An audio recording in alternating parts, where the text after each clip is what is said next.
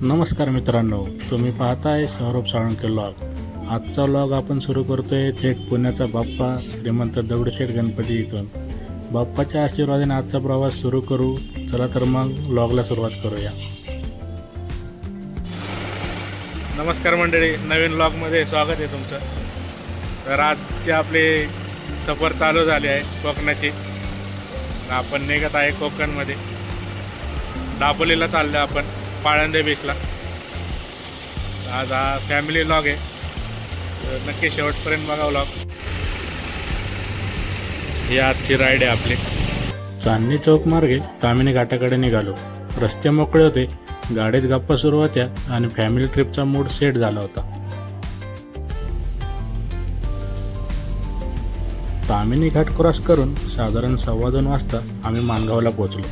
इथे थोडासा tea break घेतला, गाडीत डिझेल भरलं आणि पुढचा प्रवासासाठी निघालो. पहाटे 5 वाजता आमच्या डेस्टिनेशनला म्हणजे दापोलीच्या पाळंदे बीचवर आम्ही पोहोचलो.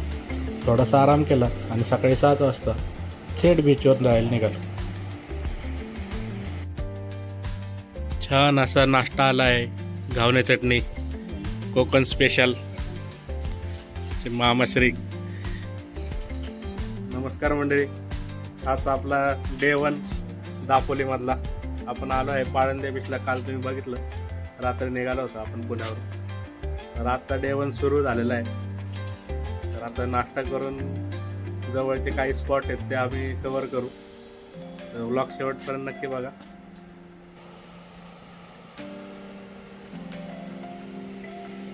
काय रे, होमस्टेवर मस्त घावण्या चटणीचा नाश्ता केला आणि फॅमिलीसोबत हॉटेलच्या परिसरातच वेळ घालवला. नारळाची झाडं, समोरून येणारा समुद्राचा आवाज आणि होमस्टेमधल्या सुंदर गार्डनमध्ये फॅमिलीसोबत छान क्वालिटी टाईम स्पेंड केला.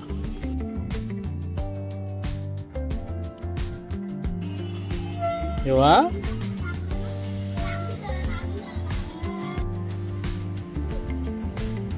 इथं थांबलेलो आहे आम्ही, रुद्रा संध्या होमस्टे. खूप छान प्रॉपर्टी आहे.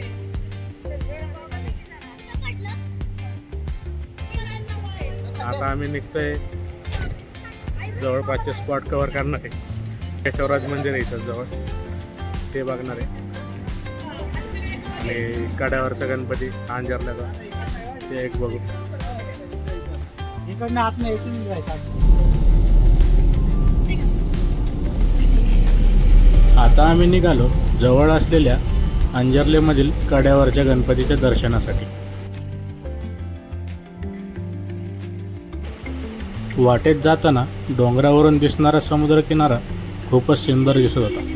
निसर्ग पाहत पाहत प्रवास अजूनच छान झाला.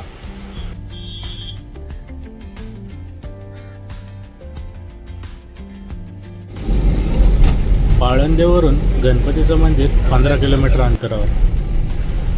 थोड्याच वेळात आम्ही मंदिराजवळ पोहोचलो.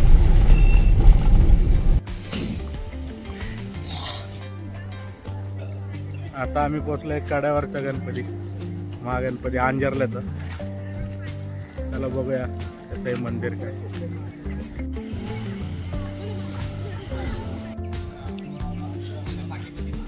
येणाऱ्या भाविकांना आवाहन, कड्यावरील गणपती हे दापोली तालुक्यातील अंजर्ले गावात असलेले एक अतिशय प्रसिद्ध आणि निसर्गरम्य गणपतीचं मंदिर आहे. हे मंदिर उंच कड्यावर वसलेले असून इथून समुद्राचा अप्रतिम नजारा दिसतो. म्हणूनच याला कड्यावरील गणपती म्हणतात. मंदिराचं वैशिष्ट्य म्हणजे गणपतीची मूर्ती समुद्राच्या दिशेला तोंड करून आहे. हे फारच दुर्मिळ मानलं जातं. आज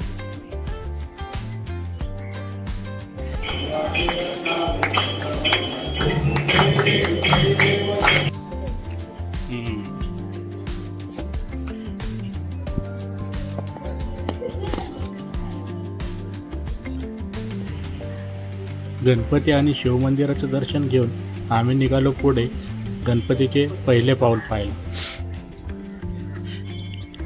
या दिशेने जातो आम्ही. गणपतीचं पहिलं पाऊल.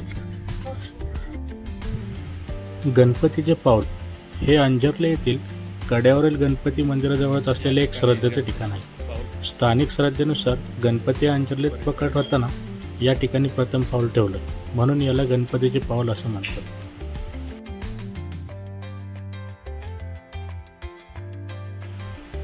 थोडंसं रिफ्रेशमेंट म्हणून सरबत पिऊन आम्ही या ठिकाणाहून पुढच्या प्रवासासाठी निघालो.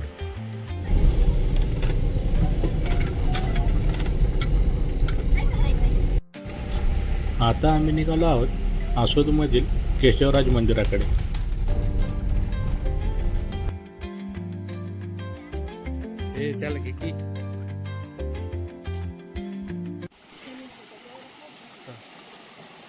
झारा आहे इथं पूर्ण अशा नारळाच्या सुपारीच्या बागा.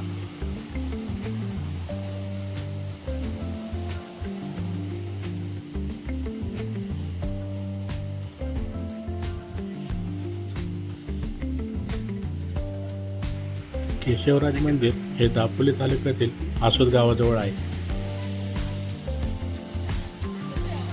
घनदाट जंगलात वसलेलं हे एक प्राचीन मंदिर आहे.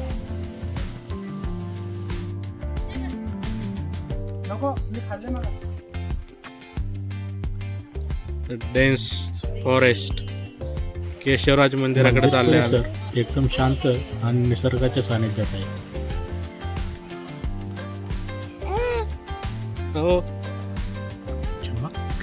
हे इथून असं पुढं जायचं, एक ब्रिज लागतो, ब्रिजवरती चढून मग ब्रिज आला, मग तिथून वरती चालत चालत जायचं की आलं म्हणजे काय रे. आम्ही आमच्या युवाला घेऊन चाललो. आला ब्रिज.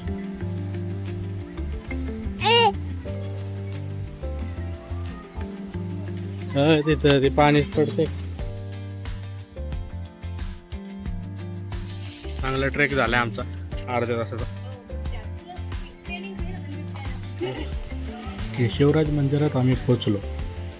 घनदाट जंगलात वसलेलं शांत आणि नैसर्गिक सानिध्यात असलेलं हे प्राचीन मंदिर मनाला खूपच प्रसन्न करणार आहे. आम्ही केशवराज हे मंदिर हेमाडपंथी शैलीत लाल जांभ्या दगडात बांधलेलं असून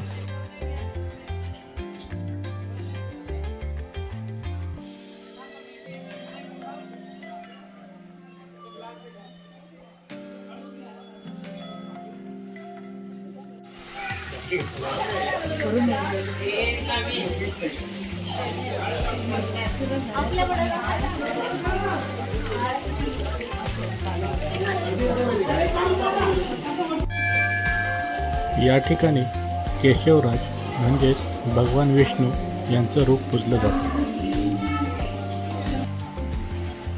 दर्शन झाल्यानंतर या ठिकाणी थोडा वेळ मजा मस्ती करून आम्ही पुन्हा परतलो आमच्या हॉटेलवरती. छान असा सनसेट पाळंदे बीचवर. छान असा दिवस संपलाय आमचा पहिला पाळंदे बीचवर. दापोलीला होतो, सकाळी कड्यावरचा गणपती बघितला अंजरला, त्यानंतरून केशवराज मंदिर बघितलं. हा आमचा स्टे मागाशी दाखवल्याप्रमाणे. हा समोर बघा किती सुंदर सूर्यास्त आजचा.